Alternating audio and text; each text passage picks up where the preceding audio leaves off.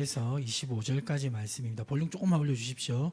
마태복음 4장 23절에서 25절까지 말씀입니다. 한 절씩 교독하겠습니다. 예수께서 온 갈릴리에 두루 다니사 그들의 회당에서 가르치시며 천국 복음을 전파하시며 백성 중에 모든 병과 모든 약한 것을 고치시니 그 소문이 온 수리아에 퍼진지라. 사람들이 모든 앓는 자 곧 각종 병에 걸려서 고통당하는 자 귀신 들린 자 간질하는 자 중풍병자들을 데려오니 그들을 고치시니. 함께 읽습니다. 갈릴리와 데가볼리와 예루살렘과 유대와 요단강 건너편에서 수많은 무리가 따르니라. 아멘. 저는 오늘 복음 전파와 치유에 대한 도전, 복음 전파와 치유에 대한 도전이란 제목으로 하나님 말씀 증거하도록 하겠습니다. 20세기 초에 미국 남부에서 문제가 있었는데요. 그게 뭐냐면 12지장충에 감염되는 사람들이 많았다는 것입니다. 혹시 우리 성도님들 중에도 12지장충에 감염되신 분 있으십니까? 12지장충에 감염되면 어떻게 되냐면 만성 빈혈과 영양결핍, 소화장애 등이 이루어집니다. 그런데 이 문제가 어디서부터 왔을까? 그 문제의 원인과 해결책을 찾지 못하다가 록펠러 재단이 어떻게 이 12지장충을 해결할 수 있는지 그런 지식과 대책을 알려주기 시작하는데요. 어떤 지식을 알려줬냐면 12지장충이 발을 통해서 발에 구멍을 뚫고 들어와 가지고 몸에 들어온다는 것을 발견했습니다. 그럼 왜 사람들이 많이 걸렸냐? 무엇을 신지 않았기 때문일까요? 신발을 신지 않고 다니는 사람들이 많았답니다. 그러니까 신발 신지 않고 흙에 다니다 보면 12지장충이 발에 뚫고 들어와서 감염이 된 것입니다. 그래서 이러한 감염 경로에 대한 지식을 알려주고 그리고 대책으로 신발 신기를 권하자 12지장충에 감염되는 사람들이 현격하게 줄어들었다고 합니다. 그러니까 12지장충에 감염될까 봐 걱정했던 사람들에게는 이 지식과 정보가 정말로 필요했던 것입니다. 오늘 본문에 보면요. 많은 사람들이 질병에 걸려 있습니다. 질병에 걸려 있는데 예수님은 그 질병에 걸려 있는 사람들에게 가장 필요한 지식과 정보를 전달해 줍니다. 마태복음 4장 23절 말씀해 보시면 마태복음 4장 23절 4장 23절을 우리 다영 집사님 한번 읽어 주실까요? 예수께서 온 갈릴리에 두루 다니사 그들의 회당에서 가르치시며 천국 복음을 전파하시며 백성 중에 모든 병과 모든 약한 것을 고치시니. 저기 보니까 모든 병과 약한 것을 고치시기 전에 무엇을 하셨죠? 가르치시고 전파하시면서 치료가 일어난 것을 보게 됩니다. 그러니까 이 복음에 대한 지식과 정보가 병을 치료하는 데 있어서 가장 결정적인 내용이었다는 것을 알 수가 있습니다. 방금 예수님이 하신 이 사역 세 가지가 있는데요. 가르치는 사역, 전파하는 사역, 치유하는 사역. 이 사역을 예수님의 3대 사역이라고 합니다. 이 3대 사역을 이제 굳이 설명하면 가르치는 사역은 뭐죠?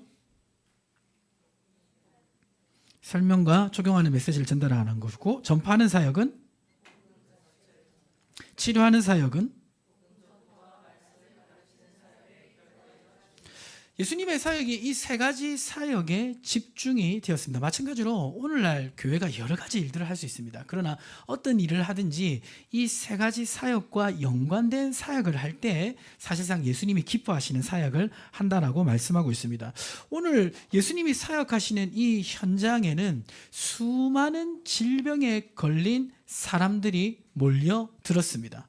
어떻게 생각하면 그때는 의료기술이 발달되지 않았기 때문에 많은 병자들이 몰려들었다라고 생각할 수 있습니다.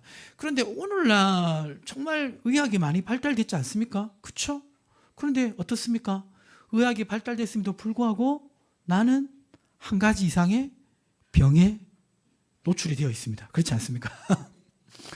50대 이상은 거의 100%실 거고 청년들 중에도 보면 어디가 안 좋다, 어디가 안 좋다. 젊은 친구들 중에서도 그런 친구들이 있습니다. 그러니까 이 질병이라는 것은 의학의 발전과 상관없이 인류의 삶에 있어서 가장 큰 문제 중에 하나입니다. 그런데 오늘 본문에 보니까 이렇게 많은 병자들이 예수님의 소문을 듣고 예수님께 찾아왔습니다. 마태복음 4장 24절 보시면 마태복음 4장 24절 우리 여성 성도님들 한번 읽어보실까요? 그의 소문이 온 수리아에 퍼진지라 사람들이 모든 앓는 자 곧 각종 병에 걸려서 고통당하는 자 귀신 들린 자 간질하는 자 중풍병자들을 데려오니 그들을 고치시더라. 자, 지금 예수님께 많은 사람을 데려왔는데, 병자를 데려왔는데 그 결과값이 뭡니까? 그들을 고치시더라. 그러니까 예수님께 데려오면 그 병들이 치유되는 거죠. 오늘날 한 가지 이상의 병을 가지고 계신 분들, 또 여러 가지 몸에 안 좋으신 분들, 지금 예수님이 이 자리에 계시다면 얼마나 좋겠습니까? 그렇죠? 가서 예, 아멘. 지금 간절합니다. 아멘이. 가면 예수님이 치료해 주시지 않겠습니까? 그런데 예수님은 지금 어디 계시죠? 예수님의 몸은 어디 계십니까? 하나님 보좌 우편에 앉아 계시죠. 그 3차원의 세계는 아니고 4차원의 세계 어디쯤에 우리 표현으로 말하면 거기 계십니다.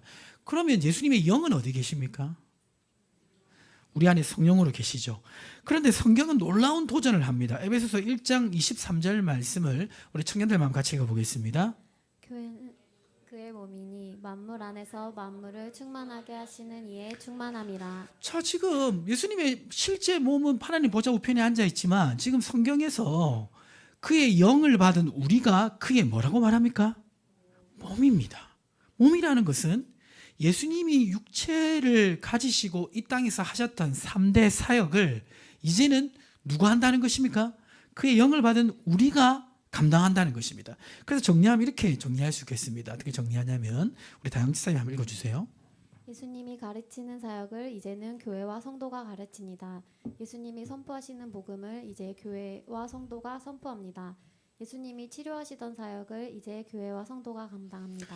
이 3대 사역을 그의 몸인 교회가 우리가 이제 감당을 한다는 것입니다. 지난주에 우리가 가르치는 사역에 대한 도전을 받았죠. 우리 말씀을 배우고 가르쳐야 될 줄 믿습니다. 저는 우리 성도님들이 말씀을 배울 뿐만 아니라 가르치는 사역을 할 수 있도록 그렇게 사역을 진행할 계획입니다.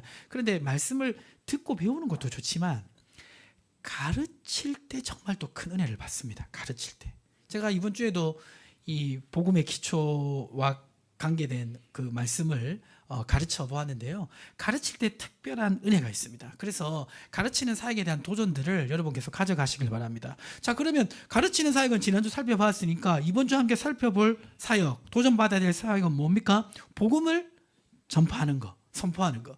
그리고 그 결과로서 일어나는 치유의 사역들, 이러한 것들을 우리가 어떻게 할 수 있을지, 이 사역에 대한 도전을 우리가 어떻게 받을 수 있을지 한번 살펴보도록 하겠습니다. 자, 첫 번째 기억해야 될 것은 이것입니다. 같이 한번 읽어볼까요? 치유의 시작은 복음을 믿는 것입니다. 옆에 계신 분들 한번 보십시오. 혹시 아픈 부분을 알고 계시거나 느껴지시면 그 마음을 담아 치유의 시작은 복음을 믿는 것입니다. 이렇게 한번 외치겠습니다. 치유의 시작은 무엇을 믿는 것이다? 복음을 믿는 것입니다. 마태복음 9장 35절에 보니까 예수님이 천국 복음을 전파하시고 그 다음에 뭐 하셨습니까? 모든 병과 약한 것을 고치시니라. 밑에 마태복음 9장 11절에 하나님 나라의 일을 이야기하시며 그 다음에 뭐 하셨습니까? 자, 그러니까 예수님은요, 복음 전할 때 복음만 전한 게 아니라 치유의 사역을 같이 하신 것을 알 수가 있습니다. 왜 이런 연결이 있느냐? 좀 제가 정리해서 설명드리면 우리 다영 지사님 한번 읽어주세요. 예수님은 인간의 죄를 해결하기 위해 이 땅에 오셨고 또 죄로 인해 찾아온 모든 인생의 문제도 해결해 주시는 분임을 선포하셨습니다. 자, 그러니까 지금 인간의 이 질병이란 것은 사실은 그 원인을 따라 들어가 보면 죄하고 연관되어 있습니다. 그런데 예수님은 누구의 죄를 사하시기 위해 이 땅에 오셨습니까? 우리의 죄, 인간의 죄를 사해 주시기에 땅에 오셨고 죽으시고 부활하심으로 말미암아 그 죄를 완전히 용서해 주셨는 줄 믿습니다. 죄의 문제가 예수 그리스도의 이 십자가 사역으로 해결되었는 줄 믿습니다. 죄의 문제가 해결되었으니까 죄로 말미암아 온 결과도 해결해 주시는 줄 믿습니다. 우리 선물교회 새가족 교육을 이제 올해부터 제가 만든 교재로 하는데요. 거기 보면 이런 내용이 있습니다. 간단하게 설명드리면요. 자, 넘겨주시면 자, 첫 번째, 하나님은 세상을 어떻게 창조하셨죠? 완전하게, 아름답게, 복되게, 충만하게 창조하셨습니다. 그리고 하나님은 이 축복을 사람이 어떻게 누리길 원하셨습니까? 영원토록 누리길 원했습니다. 그런데 사람이 무엇으로 말미암아 타락했죠? 죄로 말미암아 타락해서 그 결과 세 가지가 나왔는데 첫 번째 무엇에 이르게 되었습니까? 사망, 다 죽게 되었습니다. 두 번째 뭐가 사라졌죠?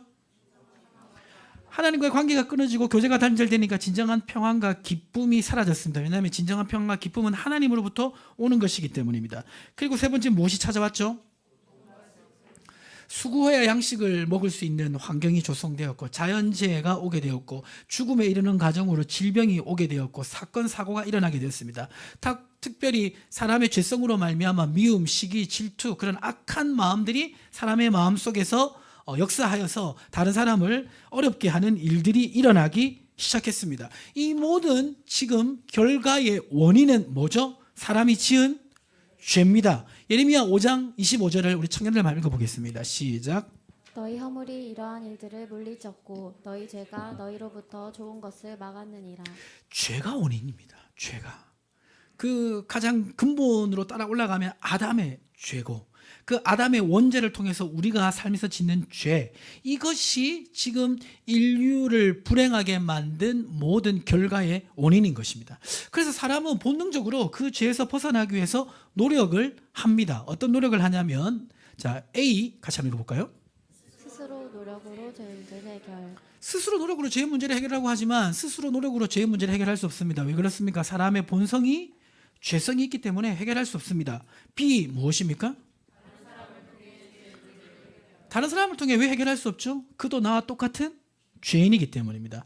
종교 철학과 기술로 죄의 문제를 해결할 수가 없습니다. 삶을 좀 나아지게 할 수는 있지만 죄의 문제를 근본적으로 해결할 수는 없습니다. 종교를 공부해보면요. 죄의 근본적인 원인을 해결해 주지 못해요. 공부를 해보면요. 그 죄의 문제를 해결해 준다라는 그런 여러 가지를 제시하지만 실체가 없습니다. 오직 하나님의 아들 예수 그리스도만 죄의 문제를 해결해 줄 수 있는 줄 믿습니다. 어떻게 해결해 주셨죠? 십자가에서 죽으시고 부활하심으로 말미암아 우리의 죄를 완전히 사해 주시고 그리고 복음의 기초에서 배우는데 우리가 영생을 얻기에 합당한 의를 주셨습니다. 아멘이십니까? 그래서 그 예수 그리스도를 믿기만 하면 죄의 문제가 해결되고 구원을 얻고 그리고 죄로 말미암아 온 여러 가지 인생의 문제가 해결되는 은혜도 함께 얻습니다. 이것을 얻을 수 있는 방법은 간단합니다. 에베소서 2장 8절을 우리 남성 성도님들 한번 읽어보겠습니다. 시작.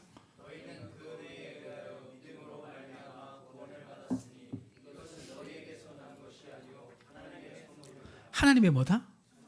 근데 사람이 참 이상해요. 우리가 다 공짜를 좋아하잖아요. 공짜를 다 좋아하거든요. 그렇죠? 근데 너무나 큰 게 공짜로 오면 못 받아요. 갑자기 제가 우리 종건 형제한테 자동차 한 대를 선물로 주겠다.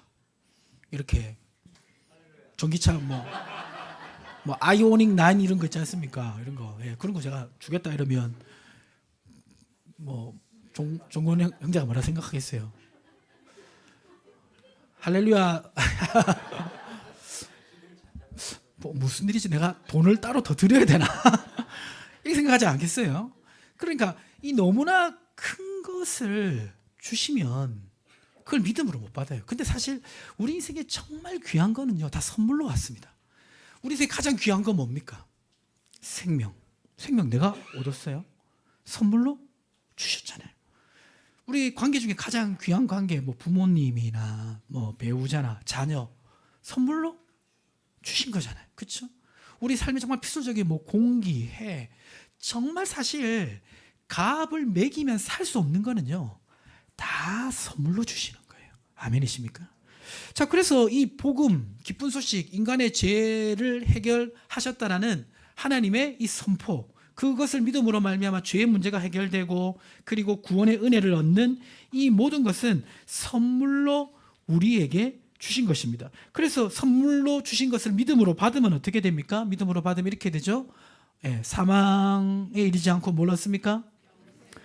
참된 평안과 기쁨을 얻고 고통과 슬픔 대신 어떤 삶을 살게 되죠? 축복된 인생을 살게 됩니다. 아멘이십니까? 왜냐하면 죄로 말미암아 온 결과들이니까 죄의 문제가 해결되면 복된 삶으로 전환하게 되는 줄 믿으시기 바랍니다. 앞에서 제가 많은 거 말씀드렸잖아요. 그래서 평안과 기쁨도 오고 삶의 여러 가지 문제도 해결됩니다. 물론 천국에 가는 것처럼 완벽하게 해결되는 것은 아닙니다. 그러나 천국의 그 은혜를 미리 맛볼 수 있을 정도로 하나님은 이 땅에서도 축복을 해주십니다. 그래서 질병에 대한 치유도 사실은 그 복음의 능력을 통해 일어나는 줄 믿습니다. 죄로 말미암아 이 질병이 온 것이니까 죄의 문제가 해결되면 치료의 역사도 일어나는 것입니다. 그러니까 예수님이 복음 전할 때 복음만 전하는 게 아니라 치료의 역사가 계속해서 같이 일어나는 것이고, 예수님보다 어떻게 보면 우리 생각할 때는 급이 한참 낮은 사도들도 복음 전할 때 역사가 일어나는 것입니다. 그래서 사도행전 4장 30절에 보면 사도들이 복음 전할 때 이렇게 기도하죠. 같이 한번 읽어보겠습니다. 손을 내밀어 병을 낫게 하시옵고 표적과 기사가 거룩한 종 예수의 이름으로 이루어지게 하옵소서 하더라. 이 말씀은 이전에 안 이루어졌다가 이루어지게 해달라고 기도하는 게 아니라 이전에 계속 이루어졌는데 앞으로도 계속 이루어지게 해달라고 초대교회 성도들이 기도한 것입니다. 물론 이제 우리가 이 땅에 치유가 100% 일어나는 건 아니에요. 이 땅은 어차피 죄로 말미암아 타락한 세상이고 그리고 지나가는 세상입니다.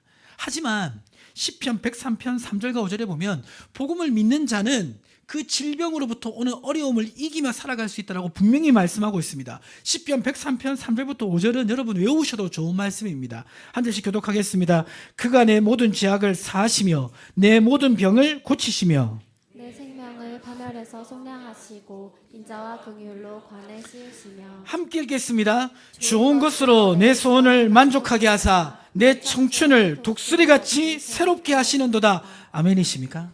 복음을 믿는 사람은 그 질병이 주는 그 고통의 자리에서 벗어나서 독수리처럼 새롭게 하시는 은혜를 입으며 살아가게 될 줄 믿습니다. 그래서 치유의 시작은 무엇을 믿는 것이다? 복음을 믿는 것이다. 이것을 기억하시고 믿고 살아가시기를 주님으로 축복합니다. 뭐 운동하는 것도 필요하고 이 건강 관리하는 거 다 필요하지만 가장 중요한 것은 치유의 시작은 복음을 믿는 것입니다. 두 번째로 우리가 기억해야 될 것은 무엇입니까? 두 번째 같이 읽어볼까요? 죄에 대한 분명한 회개가 필요합니다. 옆에 계신 분들 한번 바라보면서 눈빛을 한번 바라보시면서 그렇게 외치겠습니다. 죄에 대한 분명한 회개가 필요합니다. 애매한 회개 말고 분명한 회개가 필요합니다. 마태복음 4장 23절을 우리 청년들만 한번 읽어보겠습니다. 예수께서 온 갈릴리에 두루 다니사 그들의 회당에서 가르치시며 천국 복음을 전파하시며. 자, 지금 복음 앞에 무슨 복음이라고 되어 있습니까? 천국 복음을 전파하시며라고 되어 있고, 마태복음 4장 17절에 보니까 지금 천국이 가까이 왔다라고 말씀하시면서 먼저 뭐라고 말씀하시죠? 회개하라, 천국이 가까이 왔느니라. 마태복음 1장 15절에도 보시면 이렇게 되어 있죠. 무엇하고 복음을 믿으라? 회개하고 복음을 믿으라. 그러니까 복음을 믿는다는 것은, 복음을 믿어서 천국 복음을 경험한다는 것은, 복음의 은혜와 축복을 누린다는 것은 먼저 무엇이 수반되어야 됩니까? 회개가 수반되어야 되는 겁니다. 질병의 치유 역시 마찬가지입니다. 복음을 통해 주신 은혜와 복을 누리기 위해서는, 그 은혜가 질병의 영역으로 흘러가기 위해서는 회개가 필요한 것입니다. 우리가 일생에 단 한 번 하는 회개가 있습니다. 그 회개는 뭡니까? 예수님을 안 믿다가 믿는 회개가 있죠. 그리고 예수님을 믿고 나서도 우리는 지속적으로 죄의 지배를 받지 않도록 그렇게 회개하며 살아야 됩니다. 야고보서 5장 16절에 이렇게 말씀하고 있습니다. 같이 한번 읽어볼까요? 그러므로 너희 죄를 서로 고백하며 병이 낫기를 위하여 서로 기도하라. 의인의 간구는 역사하는 힘이 큼이니라. 자, 지금 병이 낫기를 위하여 기도하기 전에 무엇을 고하며? 서로 죄를 고하며 죄를 고백하며 회개하며 기도하라는 것입니다. 그러니까 죄는 직접적으로나 간접적으로나 우리 질병과 연관이 있습니다. 물론 모든 병이 죄와 연관되어 있는 건 아닙니다. 죄와 상관없이 질병이 우리 삶 속에 올 수도 있습니다. 그러나 직접적, 간접적으로 연결될 때도 있습니다. 간접적으로 연결되었다라는 것은 어떤 것이냐면 우리가 하나님을 떠나서 죄를 짓는 삶을 살면요, 거룩하지 못한 삶을 살게 됩니다. 그렇죠? 그런데 이 거룩하지 못한 삶, 죄를 짓는 삶은 방탕한 삶으로 이어질 때가 많습니다. 그리고 하나님 기뻐하시지 않는 여러 가지 행동을 하다 보면 그것이 몸에 유익을 주기보다는 안 좋은 유익을 줄 때가 많이 있습니다. 그렇지 않습니까? 그러다 보면 하나님을 떠나서 살아가는 그 삶이 사실은 몸에 해로운 삶이 될 때가 많이 있습니다. 그리고 우리가 주님을 떠나 살면 마음에 참된 평안과 기쁨이 없습니다. 그러면 그 참된 평안과 기쁨 대신 우리의 마음을 차지하는 것은 무엇일까요? 쓰로 시작합니다. 뭡니까? 스트레스. 스트레스. 평안과 기쁨이 없으면 막 육신의 즐거움이 있지만 스트레스가 마음을 채워요. 근데 이제 현대인의 많은 병의 근본적인 원인이 뭐죠? 스트레스인 것입니다. 그래서 하나님을 떠나는 삶을 살고 죄를 짓는 삶을 살면 다 100%는 아니겠지만 사실은 몸의 건강을 잃어버리는, 마음의 건강을 잃어버리는 삶으로 나아가게 됩니다. 죄를 계속 짓다 보면 죄와 반드시 따라오는 게 있는데 그게 뭐냐면요, 상처입니다.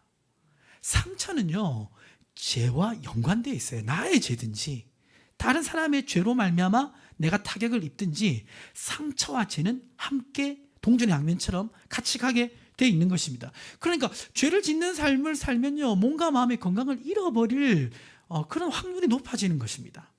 반대로 우리가 하나님을 경외하고 하나님 은혜 가운데 마음의 평안을 가지고 거룩한 삶을 살면요, 그 삶은 건강을 유지하고 지키는 삶으로 나아가게 됩니다. 그래서 요한 3서 1장 2절 이렇게 말씀하고 있죠. 요한 3서 1장 2절. 자, 크게 한번 읽어보겠습니다. 시작. 사랑하는 자여, 내 영혼이 잘됨 같이 내가 범사에 잘되고 강건하기를 내가 간구하노라. 내 영혼이 잘된 같이 내가 범사에 잘되고 어떻게 하기를? 강건하기를. 그러니까 영혼이 잘 되는 것과 건강은 밀접한 관련이 있습니다. 제가 한 가지만 설명을 드리면요, 거룩한 삶을 살아가려고 하는 사람은 기도하는 삶을 살고, 기도할 때에 우리가 이 순서, 기도의 순서 보면 첫 번째 기도의 순서 뭐부터 하죠? 찬양하고 그 다음에 감사하죠. 감사. 그렇죠? 감사는 우리가 좋아하는 것만 감사합니까? 아니면 싫어하는 것도 감사합니까? 거꾸로 감사는 제가 말씀드렸죠. 거꾸로 감사는 정말 힘들 때 하는 감사인데요, 저 거꾸로 감사 많이 합니다. 뭐냐면 나를 이렇게 치가 떨리도록 화나게 한 그 사람을 내 옆에 주셔서 감사합니다. 뭐 이렇게 하는 거죠. 예. 그 사람 때문에 너무 스트레스 받아가지고 지금 쓰러질 것 같아서 감사합니다. 이렇게 하는 거예요. 과거에 있었던 그 가슴 아팠던 상처를 나에게 허락해 주셔서 감사합니다. 사실 감정이 안 따라오잖아요. 그렇죠? 근데 기도는요, 믿음으로 하는 거지 감정으로 하는 게 아닙니다. 믿음으로 하면 감정은 따라오는 줄 믿습니다. 그렇게 감사하고요, 그 다음에 뭐 합니까? 회개하죠. 여러분이 회개는요, 내면의 상처를 치유하는 통로라는 것을 잊으시면 안 돼요. 아까 제가 죄하고 뭐하고 관계 있다고 했죠? 상처와 관계 있다고 했잖아요. 우리가 회개를 가볍게 회개하다 보면, 깊이 교제 안 하고 회개하다 보면 그냥 내가 한 행동만 회개하는데, 회개가 깊어지다 보면 자기의 내면으로 들어가게 됩니다. 그러면 나의 내면을 성찰하면서 회개를 하게 되는데, 내면을 성찰하면서 회개하다 보면 과거의 실수, 잘못된 것들, 이런 것들이 생각나기 시작하고, 내 성품 중에 나도 모르게 어떤 과정을 통해서인지 모르지만 내 안에 형성된 잘못된 습관이 있음을 깨닫게 됩니다.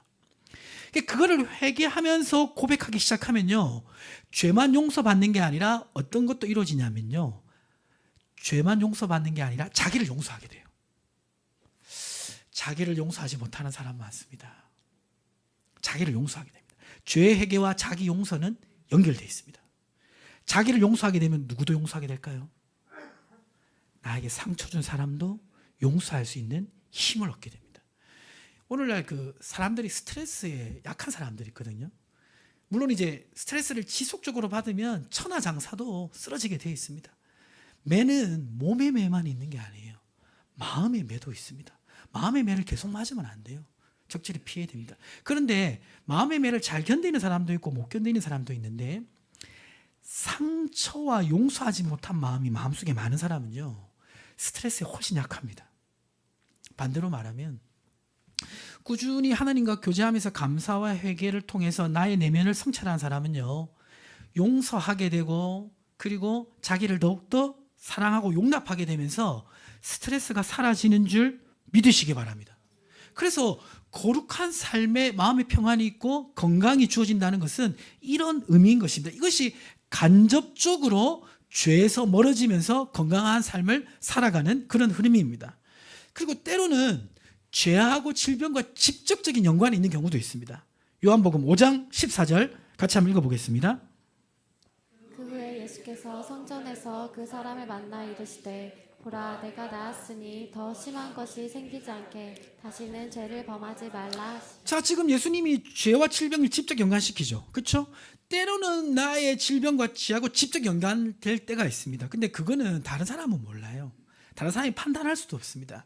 그것은 하나님과 나 사이에서만 알 수 있는 것들입니다. 내가 그런 게 느껴진다면 바로 회개하고 돌이키시기를 바랍니다. 우리가 치유하는 사역들을 감당하고 치유하는 은혜를 누리기 위해서는 죄를 어떻게 고백해야 됩니까? 분명하게 고백하고 돌이키는 삶을 살아야 됩니다. 그때 우리는 강건하게 살아갈 수가 있는 것입니다. 주님은 우리가 건강하게 살아가기를 원하시는 줄 믿습니다. 그리고 그 약속도 주셨습니다. 출애굽기 15장 26절 같이 한번 읽어보겠습니다. 시작. 이르시되 너희가 너희 하나님 나 여호와의 말을 들어 순종하고 내가 보기에 의를 행하며 내 계명에 귀를 기울이며 내 모든 규례를 지키면 내가 애굽 사람에게 내린 모든 질병 중 하나라도 너희에게 내리지 아니하리니 나는 너희를 치료하는 여호와입니다. 나는 너희를 뭐하는 여호와입니까? 치료하는 여호와임을 기억하고 죄를 멀리하는 삶을 살아가시기를 주님의 축복합니다. 마지막으로 기억해야 될 것은 무엇입니까? 마지막으로 기억해야 될 것 같이 한번 읽어보겠습니다. 증거로서 치유의 기적을 기대하고 소망해야 합니다. 자, 그러니까 지금 예수님은 지금 복음을 전할 때 치료의 역사가 계속해서 일어나고 있고 사도들도 복음을 전하면서 치료의 역사가 일어나고 그것이 계속되기를 기대하고 기도하고 있습니다. 그러면 우리 성도와 교회들도 우리 교회와 우리 성도님들도 여기에 대한 기대감이 있어야 됩니다. 소망이 있어야 됩니다. 그리고 믿음으로 기도해야 됩니다.